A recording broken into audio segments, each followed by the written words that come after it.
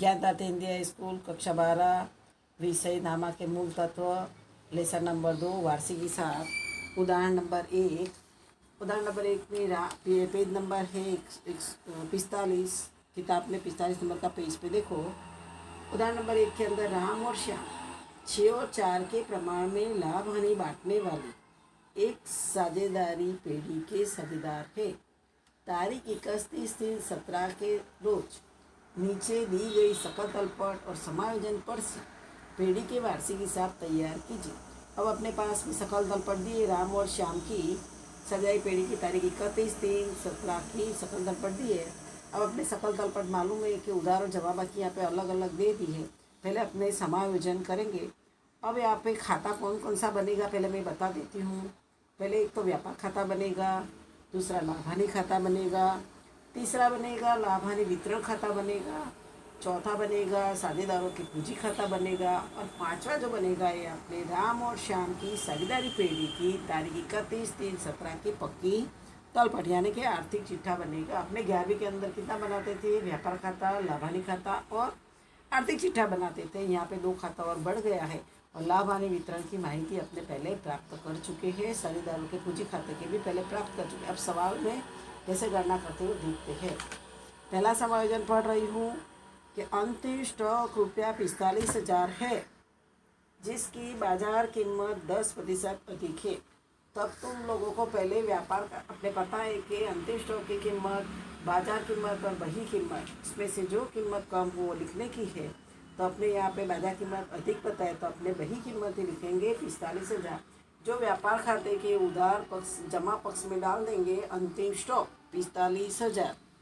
अंतिम स्टॉक 45,000 व्यापार खाते के जमा पक्ष में अंतिम स्टॉक लिखा 45,000 बराबर। अभी इसकी दूसरी एंट्री अपने पता है कि समायोजन की कम से कम 2 एंट्री होती है। अब दूसरी एंट्री अंतिम स्टॉक की कहाँ जाएगी? तो आर्थिक चिट्ठे के अंदर संपत्ति लेना पक्ष में देखो 45,000 चालू दायित्व के नीचे है अंतिम स्टॉक 45,000।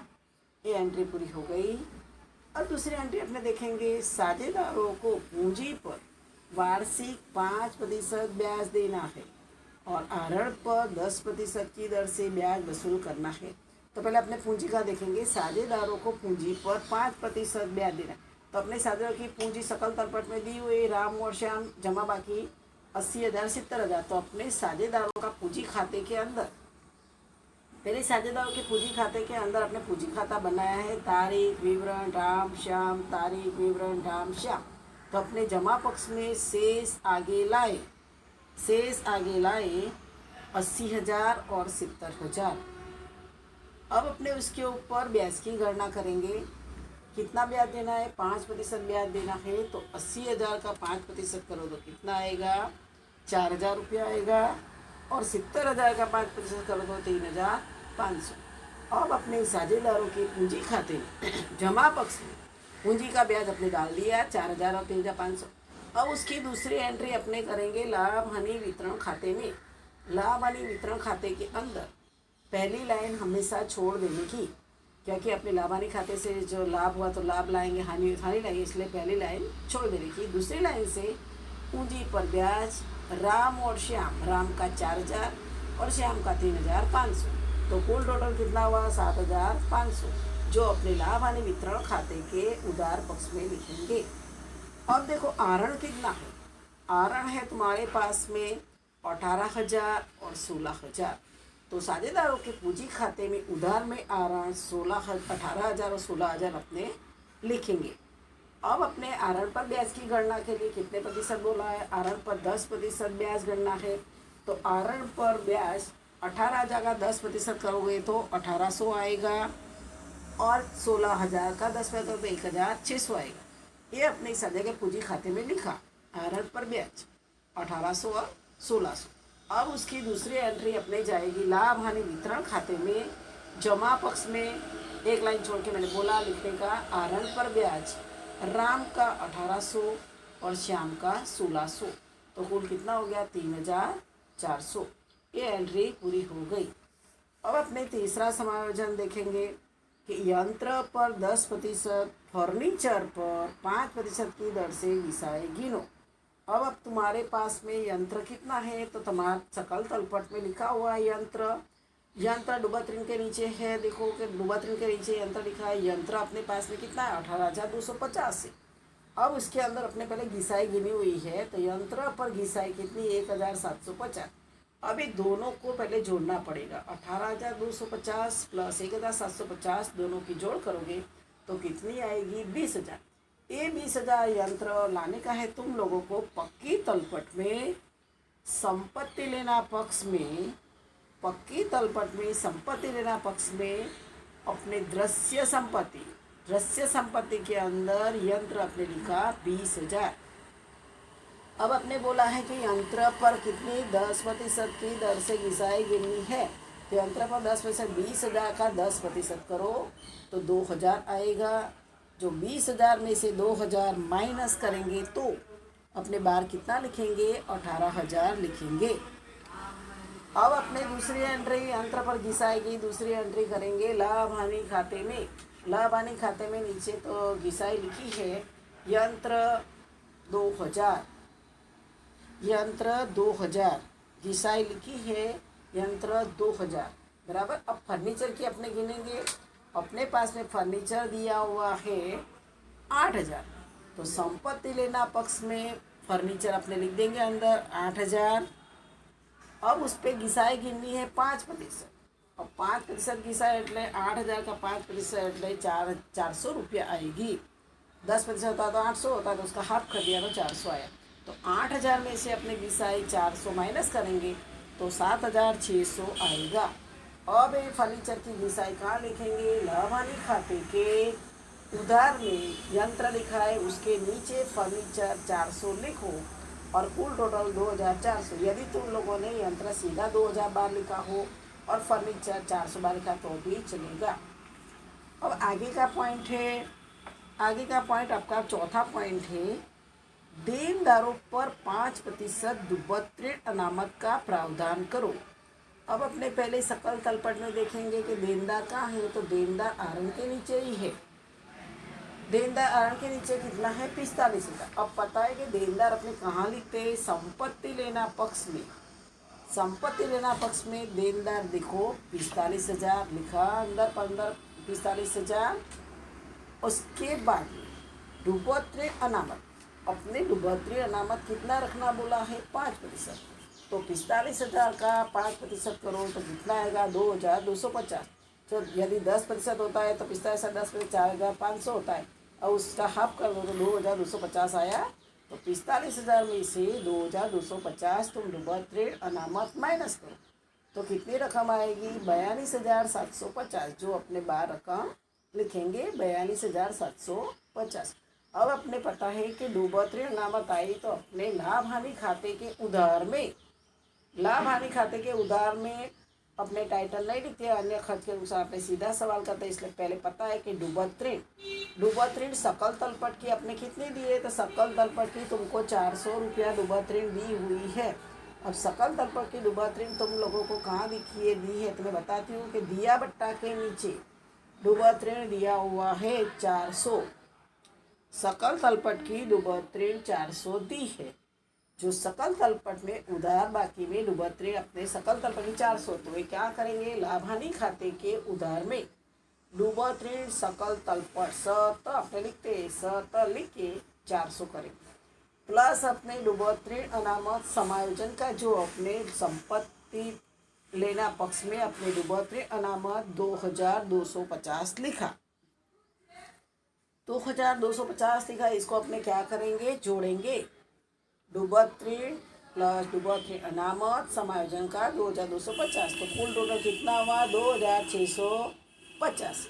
अब अपने डूबत ऋण अनामत सकल तलपट में दी है, तो डूबत ऋण अनामत सकल तलपट में जमा पक्ष में देखो कि डूबत ऋण अनामत बिक्री के नीचे लिखा हुआ है 700, बिक्री के नीचे 700 लिखा। तो अपने क्या करेंगे, उसमें से डूबत ऋण अनामत माइनस करेंगे सकल तलपट सत लिख के 2,650 में से 700 माइनस करेंगे तो 1,950 आएगा, जो रकम अपने बाहर लिखेंगे।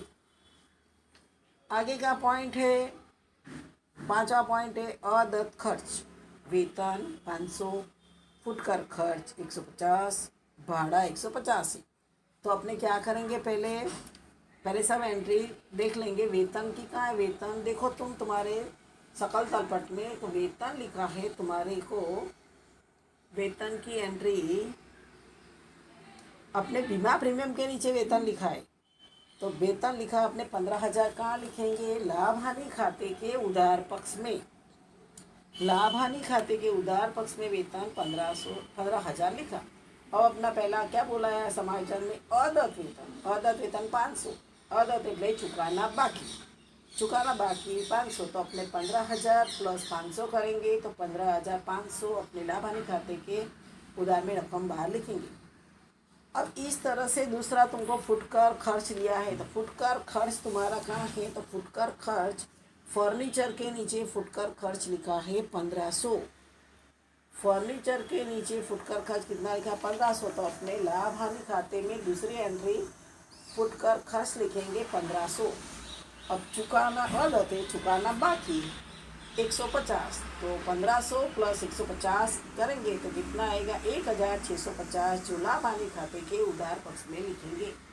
फिर उसके बाद में तुम लोगों को बोला कि भाड़ा यानी कर और भाड़ा देखने का। व्यापार खर्च के नीचे तुमको भाड़ा और कर लिखा हुआ है 5,000। व्यापार खर्च के नीचे भाड़ा और कर लिखा है 5,000। अपने लाभ हानि खाते के उधार में भाड़ा और कर लिखेंगे 5,000 और चुकाना बाकी अदत्त पे चुकाना बाकी 150। तो 5,150 बार रकम लिखेंगे। अभी अपने पहले तीनों एंट्री अदत्त खर्च की लाभ हानि में कर दी। अब उसकी दूसरी एंट्री जो अपने चुकाना बाकी है उसकी एंट्री अपने करेंगे साझेदारों के पक्की तलपट में पूंजी दायित्व पक्ष में। पूंजी दायित्व पक्ष में अदत्त खर्च लिख दो और अदत्त खर्च वेतन 500, फुटकर खर्च 150, भाड़ा और कर 150, कुल हो गया 800।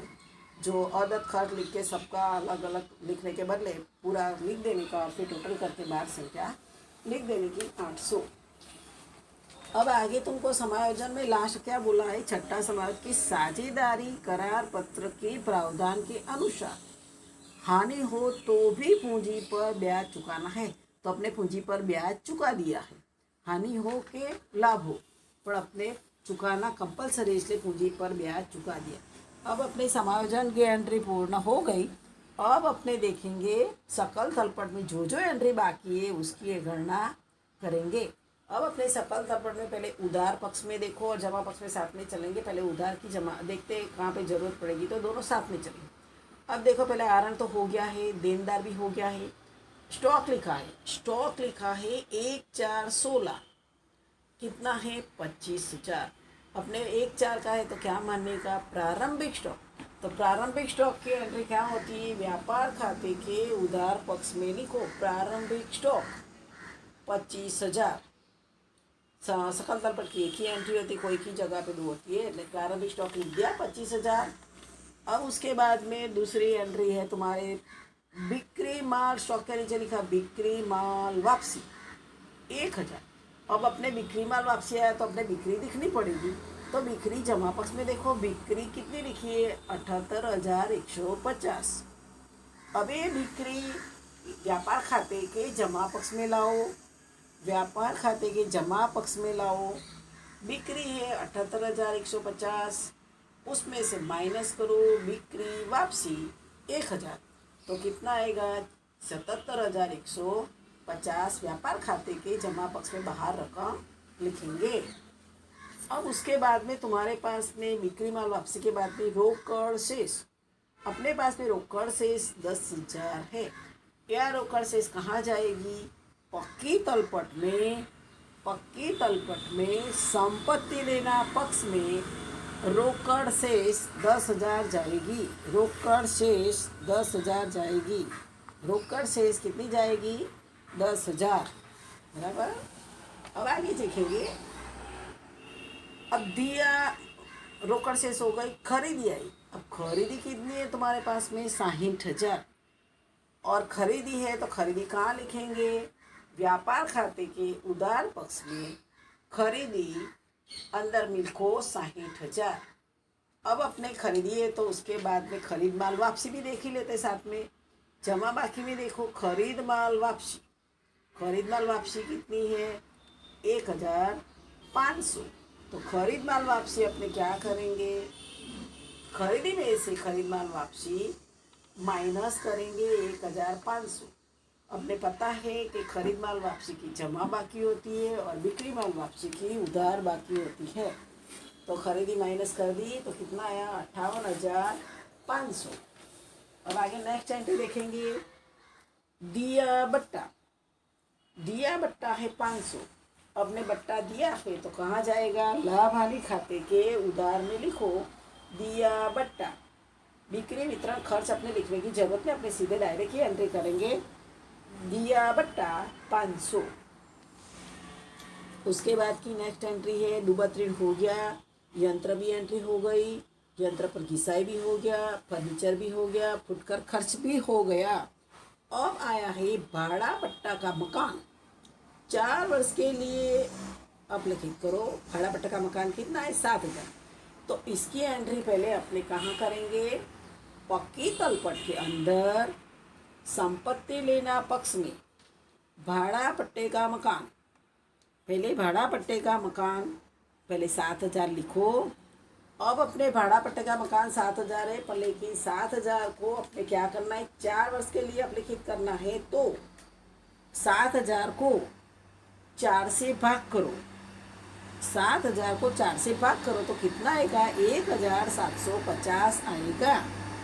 अब जो 1,750 आया वो क्या करेंगे, अपने भाड़ा पट्टा का मकान 7,000 में से 1 वर्ष का अपने जो वर्ष का अपने हिसाब तैयार करते हैं तो आप लिखिए 1 वर्ष का करेंगे तो 1,750 माइनस करेंगे 7,000 में से 1,750 माइनस करो तो 5,250 आएगा। अब अपने भाड़ा पट्टे का मकान जो अपलिखित किया 1,750 उसकी दूसरी एंट्री जाएगी लाभ हानि खाते के उधार में। लाभ हानि खाते के उधार में अपलिखित भाड़ा पट्टे का मकान 1,750। ओके, समझ में आया कि फिर से समझाऊँ, फिर से समझाती हूँ। भाड़ा पट्टे का मकान 7,000, अब उसको अपने क्या करेंगे 4 वर्ष के लिए भाग देंगे तो 1,750 आएगा। तो 7,000 में से 1,750 माइनस करेंगे तो 5,250 आया। और अपने जो अपलिखित किया 1,750 वो कहाँ लिखेंगे, लाभ हानि खाते के उधार में अपलिखित भाड़ा पट्टे का मकान 1,750 लिखेंगे। उसके बाद में है ख्याति। अपने ख्याति सकल तलपट में दी है 40,000, सकल तलपट में ख्याति दी है 40,000। अब एक ख्याति को सकल तलपट में ख्याति 40,000 दी है, अपने पक्की तलपट के अंदर संपत्ति लेना पक्ष में, संपत्ति लेना पक्ष में अपने या टाइटल डाल के भी लिख सकते हैं या ऐसे भी लिख सकते हैं। ख्याति अदृश्य संपत्ति है तो अपने ख्याति कितनी लिखेंगे, ख्याति 40,000 लिखेंगे। अब उसके बाद में व्यापार खर्च, व्यापार खर्च तुम्हारे पास में 1,250 है।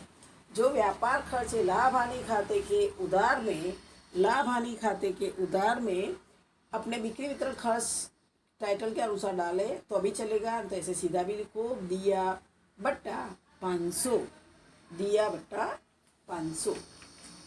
अब उसके बाद की नेक्स्ट एंट्री है भाड़ा और कर हो गया। अब आया आवक माल गाड़ी भाड़ा। आवक माल गाड़ी भाड़ा तुमको 400 दिया है। लाभ व्यापार खाते के उधार पक्ष में आवक माल गाड़ी भाड़ा 400 लिखेंगे।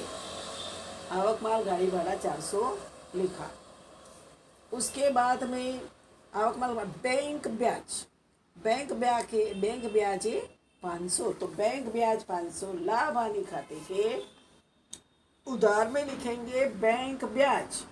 वित्तीय खर्च के टाइटल में भी दर्शा सकते हो, या तो एक खर्च है तो बैंक ब्याज एक 500 रुपया आएगा। अब उसके बाद की एंट्री है बीमा प्रीमियम। बीमा प्रीमियम कितना है तुम्हारे पास में, बीमा प्रीमियम 800 है।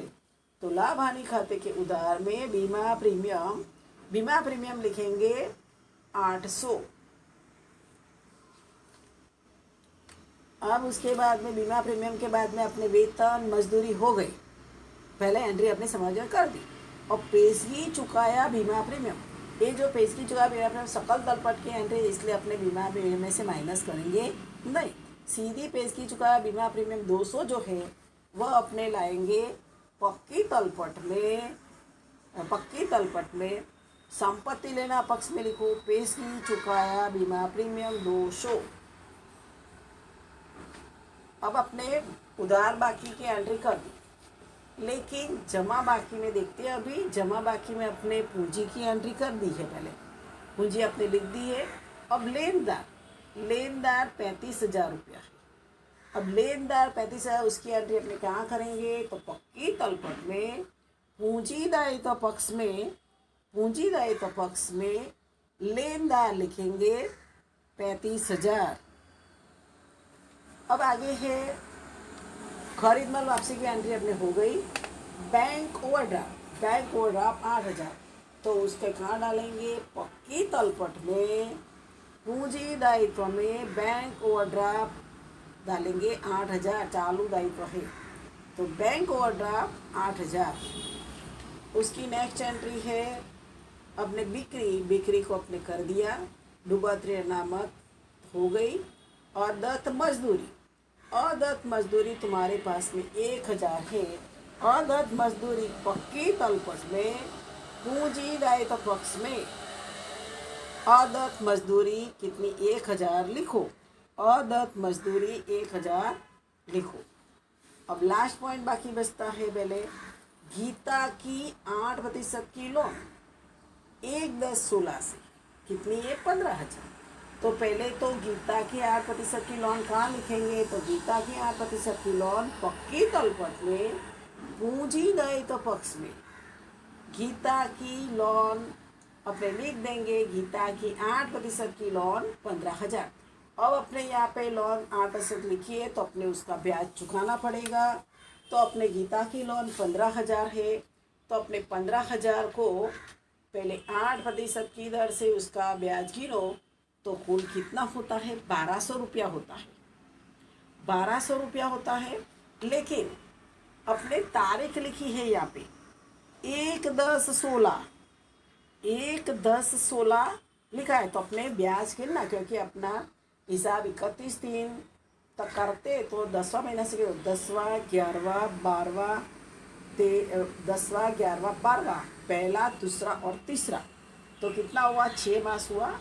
तो अपने 1,200 को हाफ कर दोगे, हाफ करोगे 2 से करोगे तो भी चलेगा, 600 आएगा। या तो 1,200 गुणा 6/12 तो भी 600 आ जाएगा। दो रीत में कोई भी कर सकते हैं। हाफ है तो सीधा 1,200 में से ही हाफ कर दो, 2 से भाग दे दो, या तो 6/12 करके करो तो कितना आया, 600 रुपया जो लोन का ब्याज आया। वो पक्की तलपट में गीता की 8% लोन के नीचे लिखो कि गीता की लोन का ब्याज अदत्त ब्याज चुकाना बाकी है 600। वो अपने एंट्री पक्की तलपट में पूंजी दायित्व पक्ष में गीता की लोन का अदत्त ब्याज 600 लिखा। अब उसकी जो गीता की लोन का अपने ब्याज चुकाना बाकी है, उसकी दूसरी एंट्री लाभ हानि खाते के उधार में गीता की लोन का ब्याज 600 लिखा। अब अपने यहाँ समायोजन और सकल तलपट पर से सभी एंट्री अपने खातों में कर दिए। अब अपने पहला खाता कौन सा क्लोज होता है, पता है तुम लोग को भी कि व्यापार खाता पहले क्लोज करेंगे। अब व्यापार खाता पहले क्लोज करेंगे तो पहले देखो तुम कि उधार बाकी ज़्यादा है कि जमा बाकी। तो यहाँ पे जमा बाकी ज़्यादा है, क्योंकि जमा बाकी कितनी आती है, तुम 77,150 करो प्लस 45,000 करो तो कुल आएगा तुम्हारा 1,22,150। कितना आया टोटल, 1,22,150।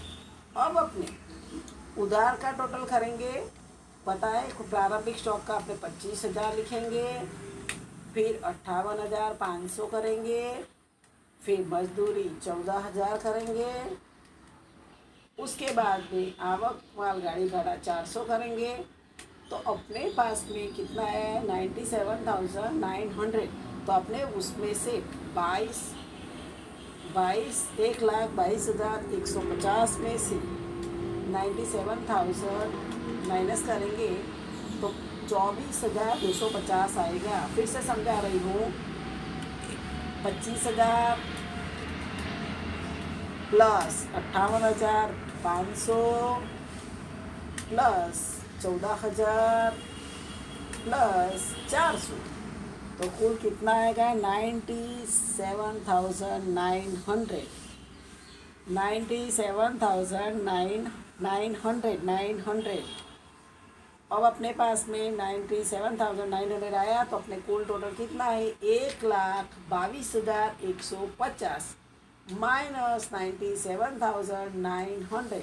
तो अपने पास में कितनी रकम आएगी 24,250। अब जो 24,250 आया, क्या आया, ये लाभ आया अपना।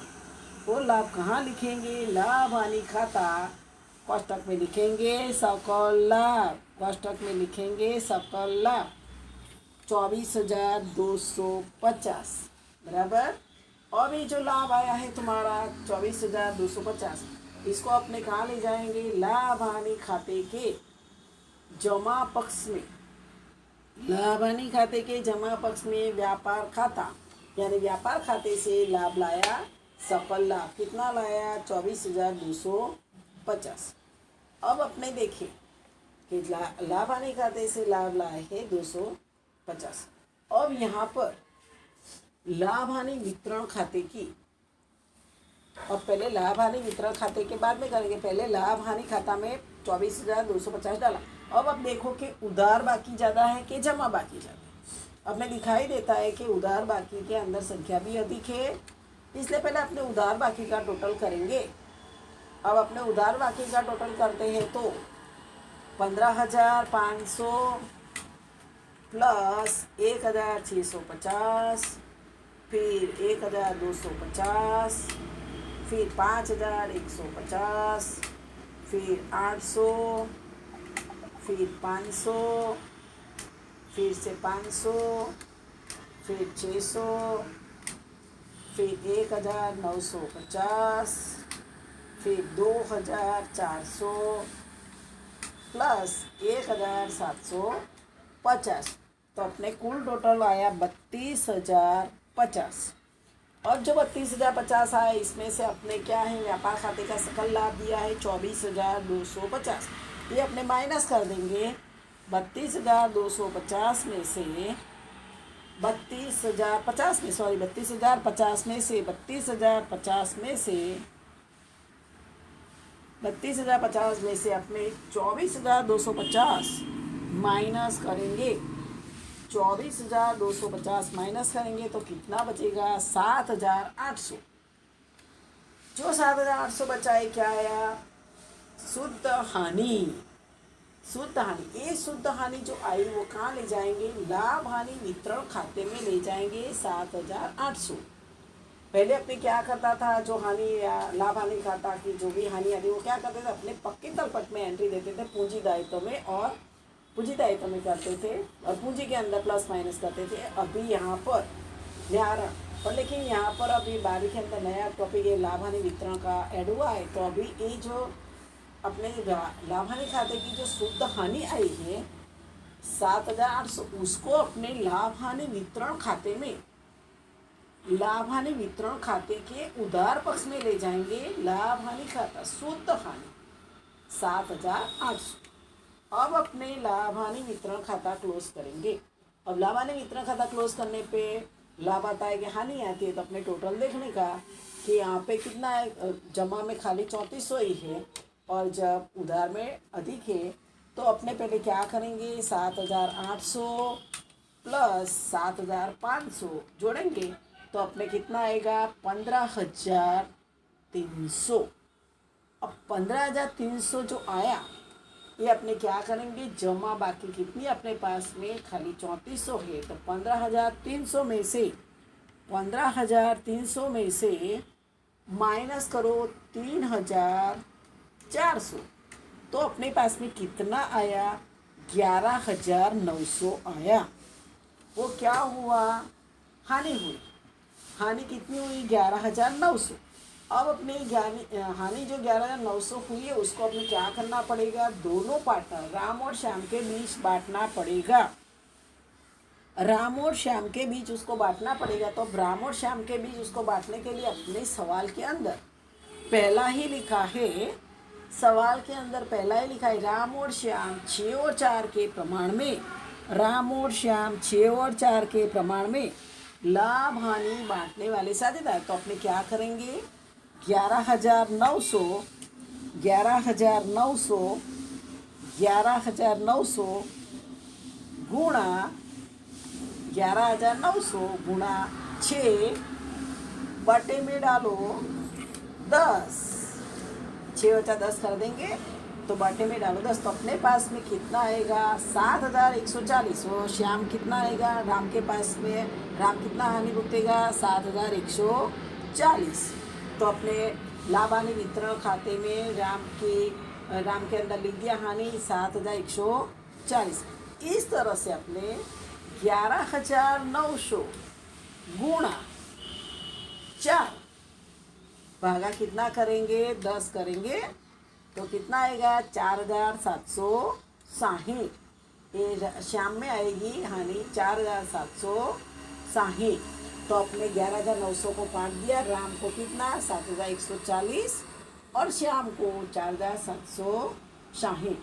अब ये जो तुम्हारी हानि आई है, लाभ हानि वितरण खाता की जो हानि आई है, उस हानि को अपने साझेदारों के पूंजी खाते में, हानि है तो उधार में लिखो, लाभ हानि वितरण खाते की हानि तो उधार में सब जगह पूंजी खाते में 31/3/17 लिखकर लाभ हानि वितरण खाता वितरण पात्र हानि राम में लिखेंगे 7,140 और श्याम में लिखेंगे 4,760।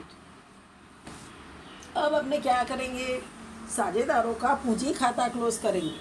अब साझेदारों का पूंजी खाता क्लोज करें तो हमेशा पता है कि पूंजी की कभी उधार माइनस नहीं आता है। तो अपने पहले जमा टोटल करो। जमा टोटल करने पे राम की पहले ढूंढेंगे। राम के अंदर कितना लिखा है, 80,000 से आगे लाए पूंजी है, उसका ब्याज है 4,000। तो कुल कितना हुआ, 84,000 हुआ। अब ये 84,000 हुआ तो क्या करो, उधार बाकी में नीचे टोटल में लिख दो 84,000, टोटल में लिख दो 84,000 बराबर 4 से लिखा। अब अपने डिफरेंस ढूंढना पड़ेगा। तो पहले क्या करो, 18,000 प्लस 1,800 प्लस 7,140। तो कुल टोटल अपने पास में कितना आता है, 26,940 बराबर। अब अपने क्या करेंगे, 84,000 में से माइनस करो 26,940। तो कितना बचेगा, 57,060 जो अपने शेष आगे पूंजी राम की ले जाएंगे।